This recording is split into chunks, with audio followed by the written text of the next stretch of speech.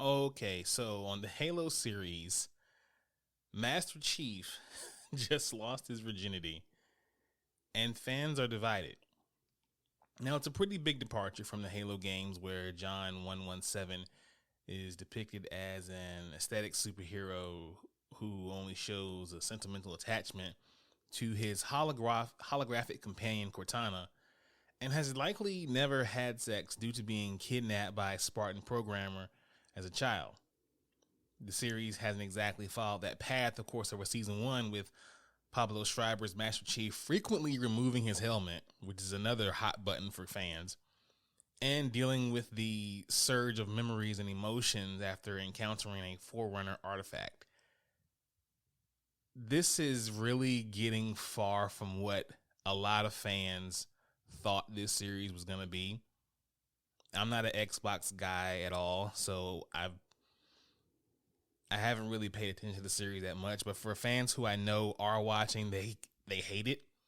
And this is probably another hot button reason why they are hating it.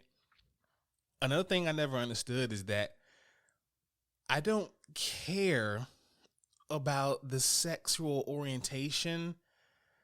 I don't care about the sexual identity. I don't care who or what these characters are having sex with. I've said on this show many times before, if it don't add to the story, then don't add it to the story. Why are we doing this for Master Chief? Do you all feel like this is making the show more compelling? Is it making Halo that much more of a relatable show? I don't know. What y'all think? Me, I really don't care. I'm not thinking about sex or anything sexual at all when it comes to these characters who I see and play with in video games and read in the pages of comics. I really could do without it. I don't care. But that's just my opinion. What do y'all think? Ladies and gentlemen, blurds and nerds, freaks and geeks, this is Do You Speak Geek? DYSG, keep it real, that's key. We the best OGs, dope topics, come see. DYSG, keep it real, that's key. We the best OGs, dope topics, come see. I got a question, do you speak geek? New episodes on the podcast dropping each week. Get hip to the game, I'm giving y'all a sneak peek. Flavor for your ears, bars flowing on unique beats. Blurs and nerds, freaks and geeks. The source wall Wednesday dropping comics. You should cop, I think you'd ought to peep. Don't sleep on Dono and Nix. They preaching the gospel, real ish, ill like mono, they sick. Thumb life if you're into games with combos and kicks. This podcast is a gift, it's as real as it gets. Blurs taking over, with clever marketing we gain exposure. Feeding the community magic, your boy's a nerd promoter. The dialogue is Jimmy Crackcorn, we aiming for gold. The truth was told, I can't speak for other platforms. Sharp as cats out like knives, claws, and tack thorns. We blacking out, going crazy like a black storm. DYSG, don't forget to follow back. Hosting on the airwaves, always keeping it a stack. Flowers to my haters, psych, I ain't giving y'all jack. #1 on the charts, give your boy a gold plaque.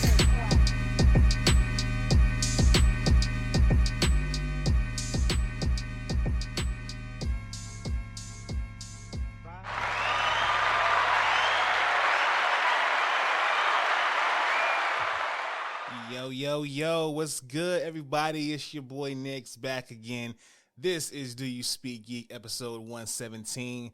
Thank y'all for rocking with me, yo. Thank you for all the people who have been subscribing, who have been following along with the podcast. Thanks to everyone who has been rocking with me on social media, following YouTube. If you just vibe with DYSG, period, thank you. Thank you so much. I appreciate each and every single one of y'all. Thanks to all the people who have listened to the last episode. And if you are new here, welcome to Do You Speak Geek. This is the podcast where we bring you all the latest and greatest 7 news and reviews inside of the geek realm. Shout out to Spreaker, that's the home team. But wherever you get your podcasts, because we're pretty much everywhere, find Do You Speak Geek and hit that subscribe. For those of you who have been following along this week, we dropped a lot of new content. New content coming next week as well, too. footage this week from Tidewater Comic Con. We followed around Dono and the incomparable Violet Verse. This footage is so stinking cute, y'all. I'm telling you, you are going to enjoy this so much. So keep your eyes peeled for that. Also, don't forget October 1st, Buy Indie Comics Day, coming October 1st at the Slover Library right here in my neck of the woods, Norfolk, VA. Yes, sir. That's going to be going down at the Slover Library. So if you are an indie creator, if you write comics, draw for comics, you do inks, you do pencils, you do letters, whatever you do, please pull up, bring your issues, bring your book.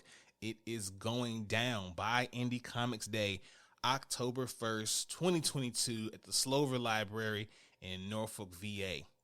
Also, I got something very special coming in June. It's kind of left of center of what we do here at DYSG, but I feel like it is needed. It is important. So, guys, keep your ears for that. It's gonna be special. I promise. DoYouSpeakGeek.com, the central hub for everything DYSG. We got the blogs, we got the merch, we got the everything. You know, the podcast is there, the YouTube, the social media, everything is there. DoYouSpeakGeek.com. Check that out. And don't forget to follow us on social media: Facebook at DYSGFB. Twitter at DYSG_tweets, and Instagram, TikTok, and Quirk Chat at Do You Speak Geek. Speaking of the YouTube channel, don't forget to hit that up. It's the only place where you can find the Dono and Daddy Show. Please be sure to subscribe, like, Hulk, smash that bell for all notifications, and leave comments. We want to know what you guys think. Let's go ahead and hop right into these reviews and do what we do about this time. Y'all already know what it is. Let's speak geek. Suit up. I wanna be the very best. Talk nerdy to me.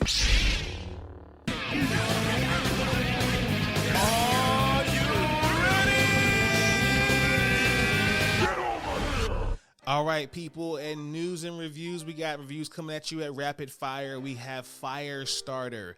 This one premiered in the movie theaters and also, I think, on Peacock.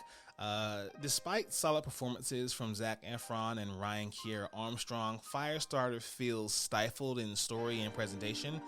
Over 4 decades have passed since the original Stephen King novel, so new ideas were needed to resuscitate this twisted tale and have it not feel undercooked, pun intended, or even less interesting than other stories that have copied it over the years. Even the carnage-filled climax, which should feel cathartic, plays out in a muffled fashion, but to each his own. Check that one out.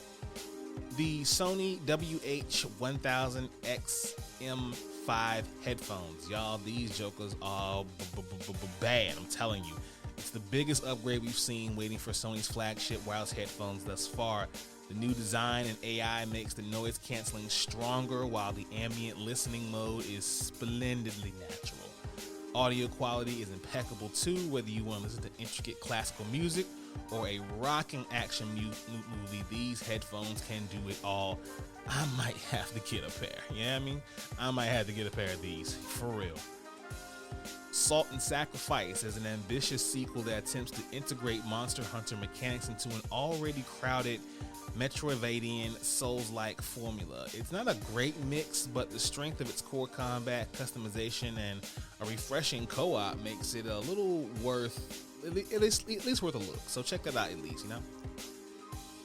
The Time Traveler's Wife Season 1. Overall, though, the entire situation between Henry and Claire feels arduous, and the way time-space has paired them together, especially on her end, is more of a bane than a boon. Season 1 out now, check it out. And finally, we have Top Gun Maverick. Maverick is back to his old tricks in Top Gun Maverick, which flies higher as a sequel that delivers spectacular action with an afterburner punch. Close to my chest, the 80s, man, close to my heart. So I'm definitely going to be seeing that in theaters when it hits. So please check that out. And let's go ahead and hop into my favorite portion of the show. Y'all know the vibes. Source Wall. Man, you come right out of a comic book. Behold the Source Wall. Can you read, my son? Well, that depends. There is nothing wrong with reading a story and looking at the pictures. Enough said, Stan. Let's hop right into it. The pull list this week. We got X-Men Red #2. Who can tame the Red Planet? The mutants of Mars spent millennia worshipping war, and on what they now call Akakoa, they're keeping up their violent ways. Abigail Brand knows the Red Planet needs a firm ruler in charge. But Storm has other ideas, along with a broken Magneto in her corner, and Sunspot making his own moves. It's a new world, and someone has to claim it. If my girl Aurora Monroe don't do her thing, girl, you better take over. You know what I mean? They need somebody to rule with an iron fist. But, you know, maybe she won't. Maybe she will. But if it was me, I choose violence. I don't want peace. I want problems, always. That's the kind of vibe I'm on. Anyway, Immortal X-Men 2, Emergency Council Meeting. Magneto leaving the council means big shoes need to be filled. Selene demonstrating her foot size by crushing the whole island beneath it is unorthodox, yet compelling. Can the Quiet Council resist? Ooh, we don't know. We'll have to see for sure. King Spawn #10, the God Throne, the Dead Zones, and the Prophecy of King Spawn. While trying to save the world from the forces that seek to destroy it, has Spawn actually set the end times in motion himself? Probably, but we'll see. Iron Fist 3. Danny Rand's search continues, but he's about to realize that he isn't the only one hunting for the mysterious new Iron Fist. As demons stalk Kunlun, an ugly in history is dragged into the light, and the new Iron Fist will have to make a choice between his duty and his conscience. Let's see what gets chosen. Shadow War Zone #1, a special issue that showcases the spread and impact of the Shadow War on the DCU.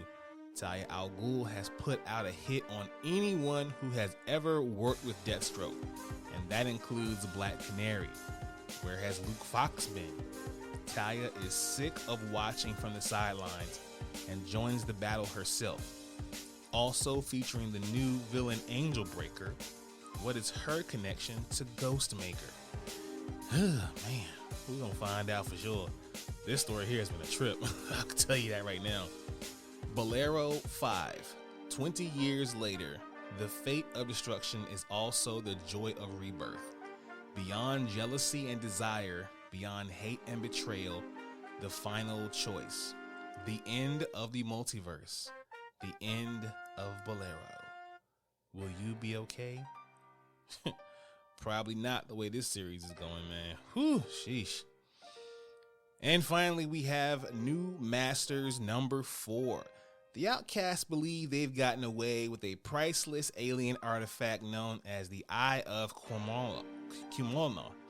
Say that 5 times fast. But when Governor Tossin's elite strike team broads the Sankofa, the crew must call upon every ounce of cunning and skill they possess to make it out alive. Hopefully they can make it.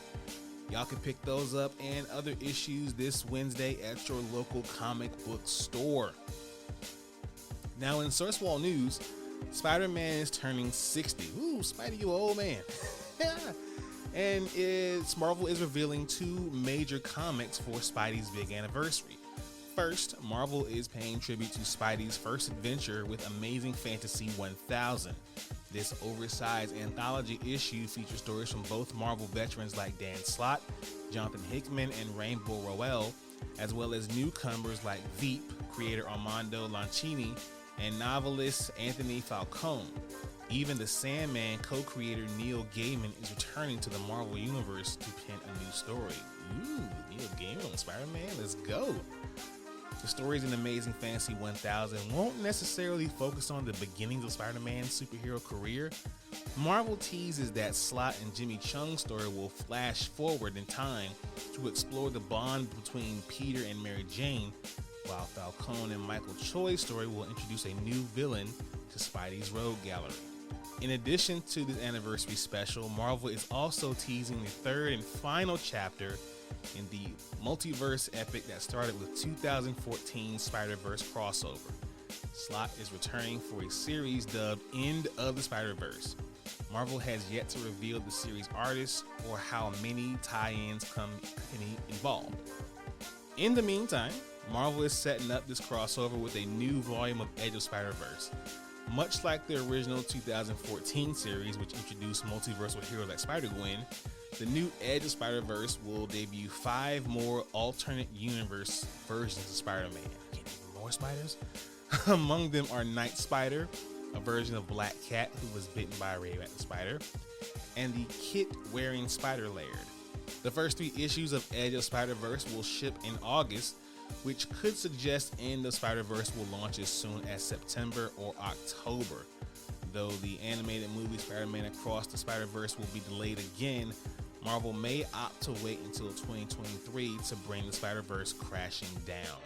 So, Spidey's an old man, and it looks like we're finally gonna wrap up the Spider-Verse. I mean, it's been going on for a while now. I mean, hey, since 2014, we're just now gonna finally put this thing in the bed. We'll see what happens with these other stories, and hopefully they tie it up well, because we all know some series can start strong, but they don't end strong. So we'll have to see there. All right, y'all, let's watch this. Watch this, y'all. Thunder!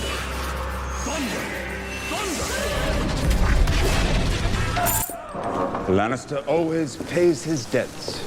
Whoa, dude. I am the villain of the story.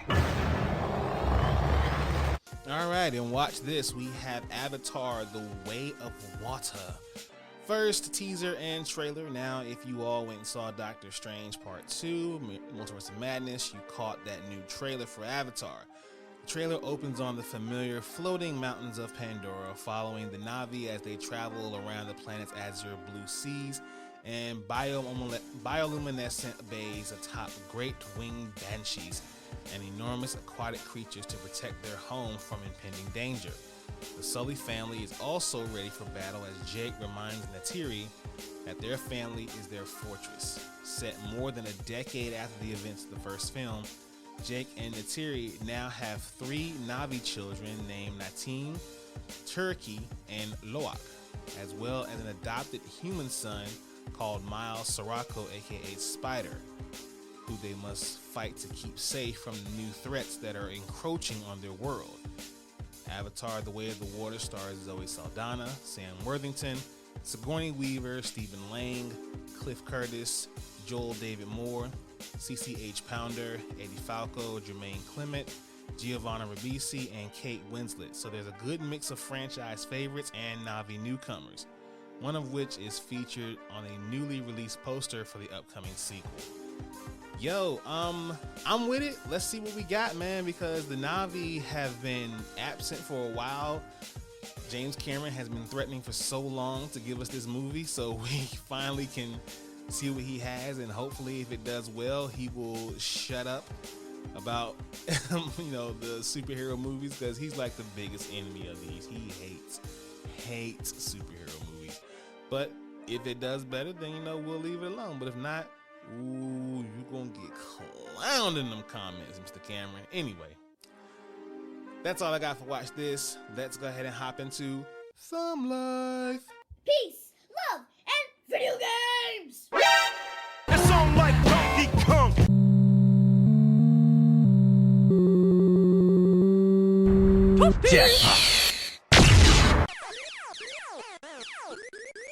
That man is playing Galaga.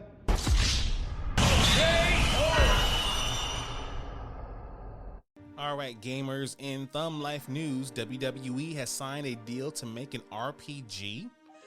As revealed in WWE's latest earnings call, as reported by Eurogamer, Chief Brand Manager Stephanie McMahon said gaming was a priority for the company, as 80% of its audience are gamers, and it would be expanding that division with a new RPG. She only touched briefly on the game, simply saying WWE had, quote, recently signed a new deal in the role-playing game space that will be announcing soon, but spoke of it separately to the mainline WWE series, implying that the RPG will be something new entirely.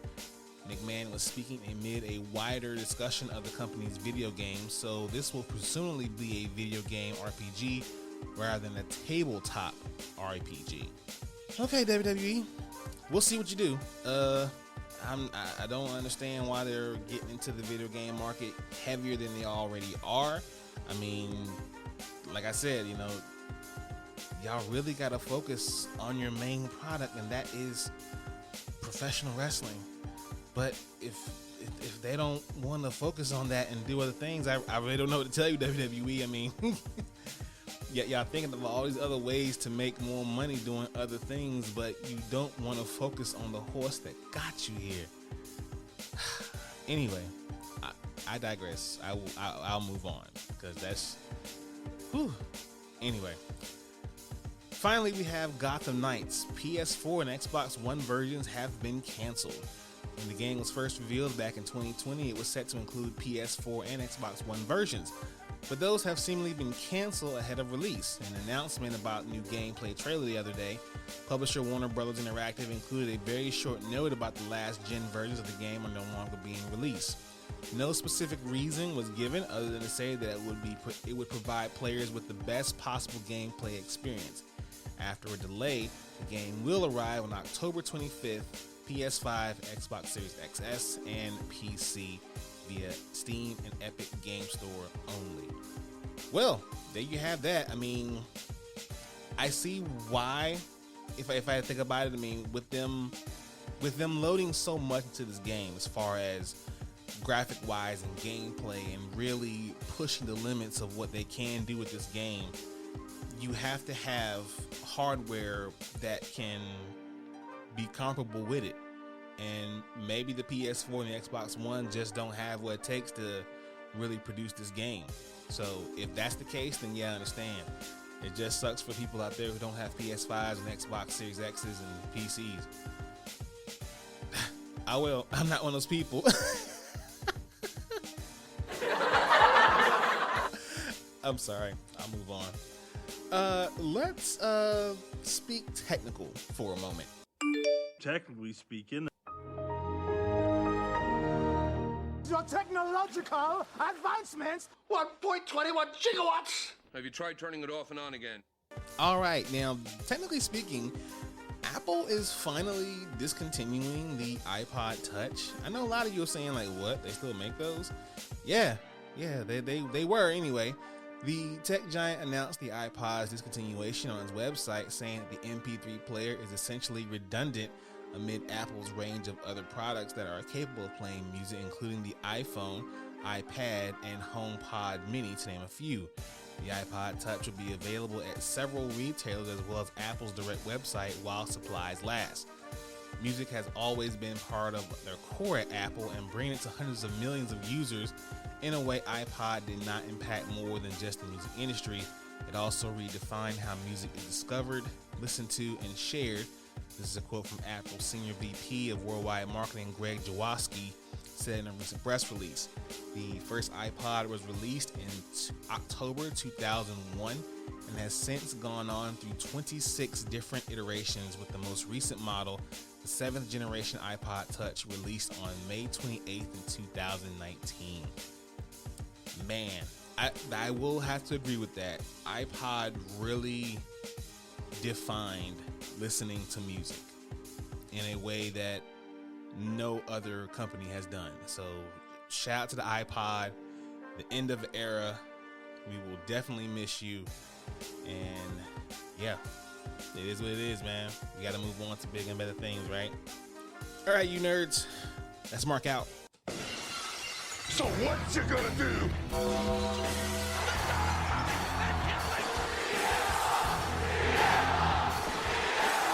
Goodbye and good night. Bang! Okay, for some reason, Freddie Prinze Jr. is getting back into professional wrestling. Okay, the former WWE writer unpacked this during Wednesday's episode of his Wrestling with Freddy podcast, explaining that the idea came from making connections after helping a friend who at the time was with a promotion attempting to get a television deal. Wonder who that friend was. Following a positive meeting with the CW television network, he started putting ideas down for his own company before being encouraged to check out leading group GCW by WWE personality Sam Roberts. Prinze would ideally like to run a 2-hour television product featuring reality-based storylines. Additionally, equal time will be dedicated to men and women. He will be encouraging his wrestlers to join the Screen Actors Guild, a union giving them several benefits. Wow. So hey, any professional wrestlers out there who are kind of in between companies, you've been fired by WWE, AEW don't want you, you don't want to go to anywhere else because they're probably not paying as much. I mean, it's not a bad idea. It's not a bad look. I think when Freddy gets off the ground, you might have to give my man a call. Because, yeah, sounds pretty good to me. But we'll see what happens when he gets the thing off the ground and rolling. I will definitely be checking it out. But for right now, I'm going to check out. I'm about to get on out of here. Thank you all for listening. Please be sure to listen to this podcast. Subscribe to this podcast. Let your boy know what you think about this podcast. Visit the website doyouspeakgeek.com. Follow us on social media, Facebook, Twitter, Instagram, TikTok, and Cork Chat. Check out the YouTube channel. Like, subscribe to the videos there. As always, people, live to play to win to live. I speak geek. Do you speak geek?